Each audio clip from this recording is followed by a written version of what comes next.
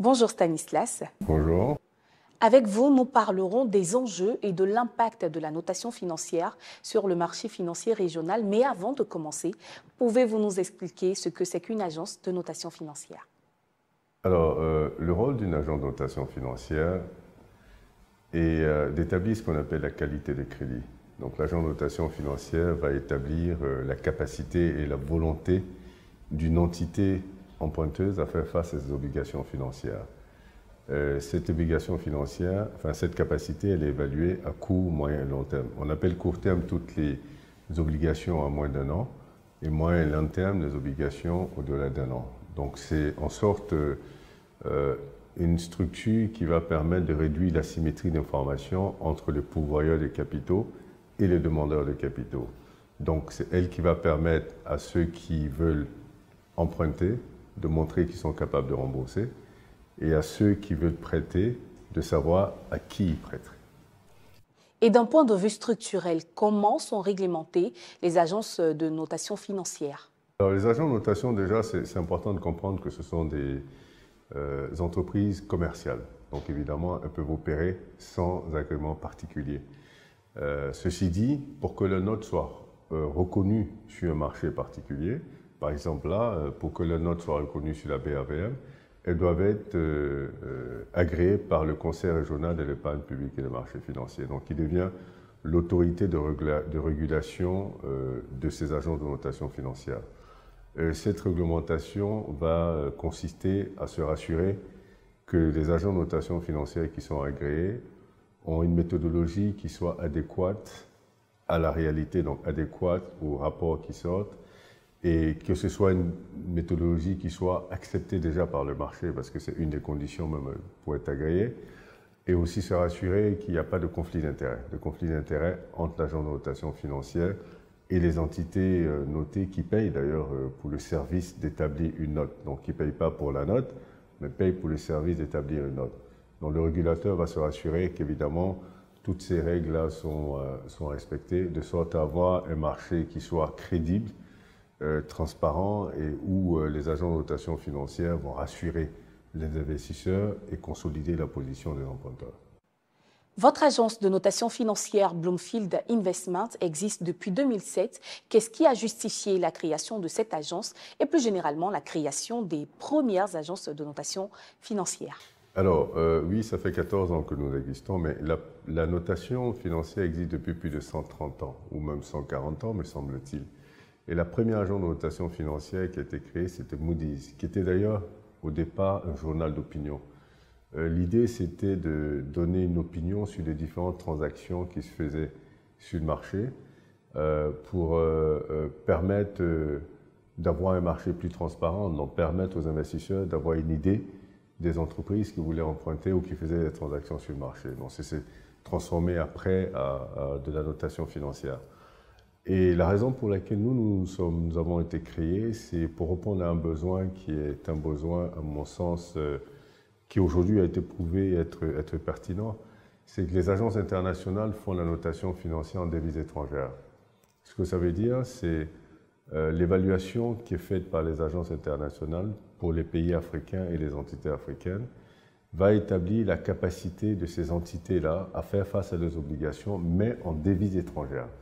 En sachant que la devise étrangère n'étant pas la monnaie d'opération des pays africains et des entités africaines, cette situation les met systématiquement en situation de faiblesse.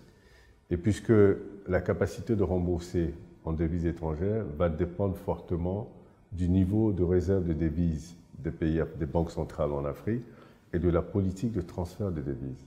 Et comme les niveaux des devises sont faibles, généralement, ça veut dire que ça établit ce qu'on appelle un plafond souverain. Donc, ceci dit, les pays et les entreprises ont systématiquement des notes qui sont faibles. Et c'est ce qu'on constate d'ailleurs. Et nous, on a fait ce constat et on a décidé qu'il fallait peut-être établir la vraie qualité de crédit des pays africains et des entités qui opèrent en Afrique. Et on comprend tout à fait que si des pays africains veulent émettre des eurobonds, par exemple, ou emprunter sur le marché international, il leur faut une notation en devises étrangères, mais il est important de spécifier.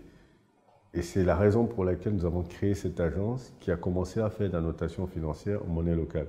Et aujourd'hui, c'est reconnu partout dans le monde que c'est essentiel qu'un pays africain ait les deux notes. Sa notation en monnaie locale qui établit sa vraie qualité de crédit et sa notation en devises étrangères qui permet de savoir quelle est sa capacité de rembourser en devises étrangères. Stanislas, vous avez beaucoup parlé des pays qui a justement recours au service des agences de notation financière. Les entreprises commerciales et industrielles, les institutions financières, banques, assurances, fonds d'investissement, les collectivités locales, parce que nous notons également les collectivités locales, et les instruments financiers. Donc en réalité, dans la notation financière, vous avez 5 catégories de risques, et ces 5 catégories de risques là, font appel à nos services pour la notation financière. Sur quels critères évaluez-vous donc ces entités? Alors, nous allons évaluer ces entités sur deux types de critères, les critères quantitatifs et les critères qualitatifs. Donc évidemment, les critères qualitatifs vont se référer à tout ce qui est qualité, c'est-à-dire que l'éthique du dirigeant, la formation des différentes équipes, la gouvernance et la stratégie. Et tout ce qui est quantitatif va se référer aux états financiers, aux chiffres, aux prévisions financières. Et donc nous allons évaluer tous les paramètres quantitatifs et tous les paramètres qualitatifs qui pourraient avoir un impact sur la capacité de cette entité-là à faire face à ses obligations financières. Donc c'est une panoplie de critères qui sont étudiés de façon rigoureuse. Hein. C'est un processus très rigoureux qui est suivi aussi d'interviews que nous faisons pour challenger les dirigeants de la structure notée sur les chiffres qui nous ont été donnés, sur des problématiques que nous estimons qui nécessitent de discuter avec eux. Donc à la fin du processus, on se retrouve avec une note qui correspond exactement à la qualité de crédit de cette entité parce qu'il y a eu toutes ces différentes étapes assez approfondies d'analyse. Justement, pour toutes ces étapes, quel est le processus concrètement de la collecte d'informations pour une notation fiable? Quand on signe le contrat avec l'entité, nous collectons les informations aujourd'hui de façon digitale.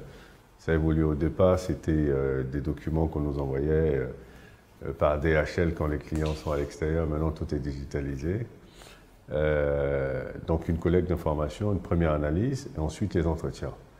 Après les entretiens, une analyse encore plus approfondie et nous sortons un rapport provisoire qui est envoyé au client pour une discussion additionnelle et ensuite un rapport final qui est soumis au comité de notation. Donc sachez que en termes de gouvernance dans l'agence de notation financière, vous avez des analystes qui vont faire les analyses et vous avez le comité de notation qui va statuer. Les analystes vont présenter le rapport et les notes. Donc il y a 2 notes, une note à court terme et une note à long terme. Et chaque note vient avec une perspective. La perspective peut être négative, stable ou positive. Donc elle va indiquer la tendance de la note.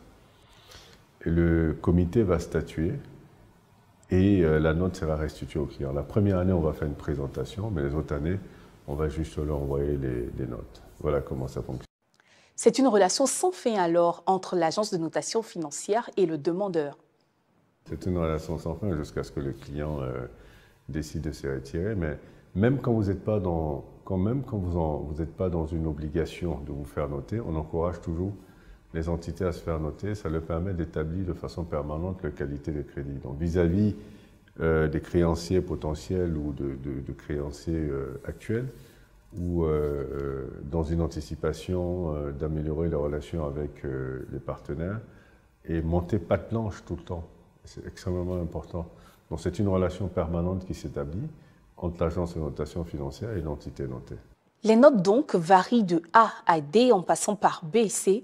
Pouvez-vous nous expliquer dans des termes plus simples ce que cela signifie? Alors vous avez déjà 2 types d'échelles. Vous avez l'échelle à court terme qui a 7 crans. Sur les 7 crans, vous avez 5 crans.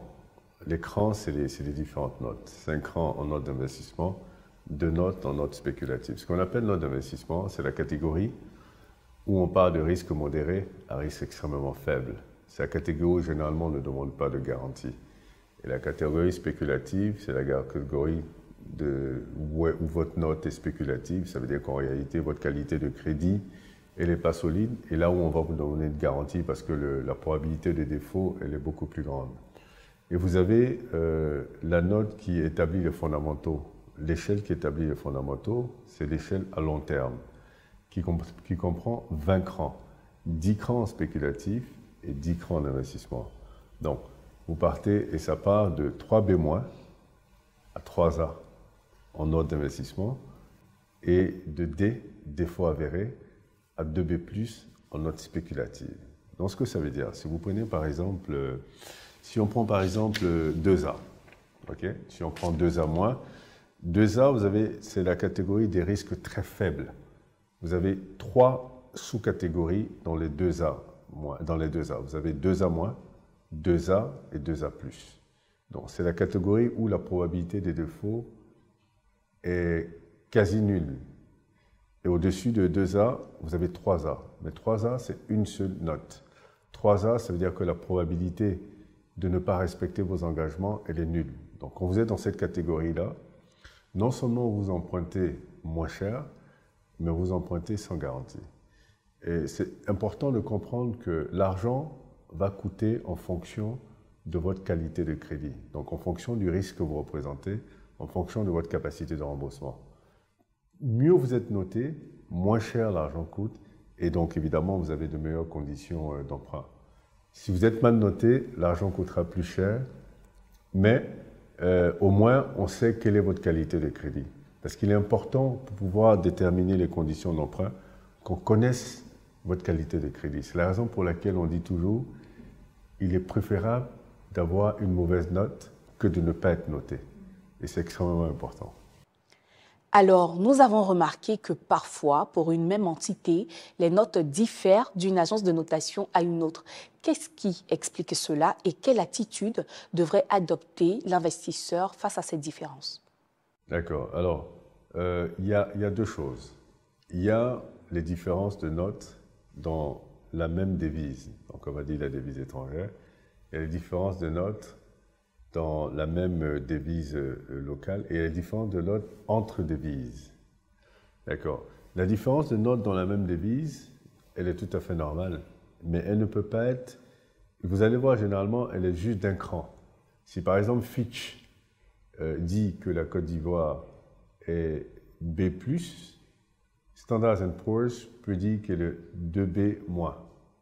Donc évidemment, vous avez un cran différent. Le cran des différences, c'est l'approche de chaque agence qui peuvent être différentes. Elles utilisent les mêmes informations, mais l'approche peut être différente. Un peut être plus conservateur et dit « je reste sur une logique de stabilité » et l'autre va dire « moi, je vais plutôt me prononcer sur de bonnes perspectives, donc je vais anticiper sur cette bonne perspective et donner une note supérieure. » Mais on reste toujours à une différence d'un cran. Pareil, en notation en monnaie locale, Bloomfield peut décider que tel pays A, et puis une autre agence, GCA par exemple, ou Gusto peut décider que la note est, moi je dis A, elle est A+, ou A-. C'est tout à fait normal.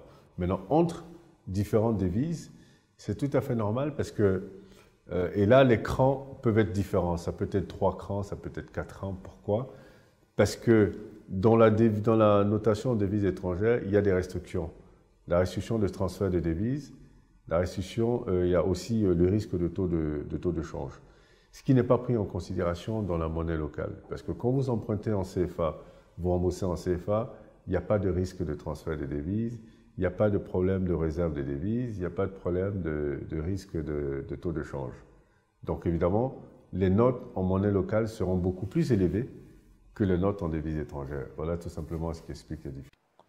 De ce fait, l'investisseur, qu'est-ce qu'il décide d'adopter comme résultat, le moins ou le plus? Vous êtes un investisseur de New York, que vous investissez dans une obligation de la Côte d'Ivoire, vous allez regarder la note en devises étrangères, mais vous allez aussi regarder la note en monnaie locale qui établit la valeur intrinsèque de la qualité de crédit de la Côte d'Ivoire. Donc ça va vous montrer sa performance réelle même si à la fin de la journée, le remboursement doit se faire en dollars, mais vous voulez savoir si déjà ce pays a la capacité de générer suffisamment de cash flow, et est-ce que ce pays a la gouvernance nécessaire, et tout ça. Dans la notation en monnaie locale, on a beaucoup plus de détails que dans la notation en devises étrangères. Mais si vous êtes un investisseur sénégalais ou béninois qui veut investir dans une obligation de la Côte d'Ivoire, vous allez surtout et seulement regarder la note locale. Voilà. Bien, d'après vous, quel est l'impact de la notation financière sur le marché financier régional de l'UEMOA? D'ailleurs, pour développer un marché des capitaux, vous avez besoin de la transparence, vous avez besoin de rassurer les investisseurs. Et donc la notation financière va venir rassurer ces investisseurs qui auront une visibilité sur la capacité, déjà sur l'opportunité même d'investir et sur la capacité de remboursement des emprunteurs. Et ça, c'est extrêmement important. Donc, notation financière équivaut à développement de marché des capitaux et par ricochet, développement économique. Et pour ceux qui nous regardent, quel avantage ou quel bénéfice tire un citoyen lambda de la présence d'une agence de notation financière dans son pays?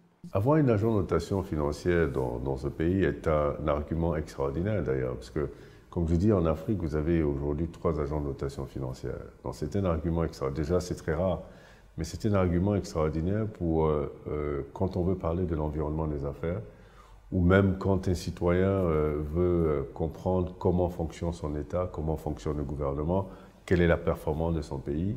Toutes ces informations que nous mettons à disposition au public va leur permettre d'avoir une très bonne lecture de la performance de leur pays, et ça leur permettra aussi de formuler leur opinion politique quand il s'agira de choisir leur leader, en sachant qu'ils ont la possibilité d'avoir accès à leur performance.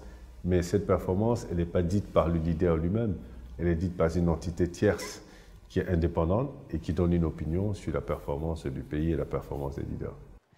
Alors, nous sommes bientôt au terme de notre entretien. Quel appel avez-vous à lancer aux entités qui hésitent encore à se faire noter?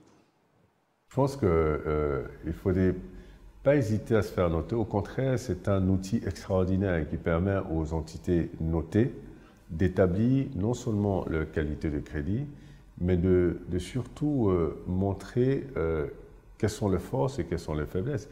Une faiblesse, finalement, c'est une opportunité.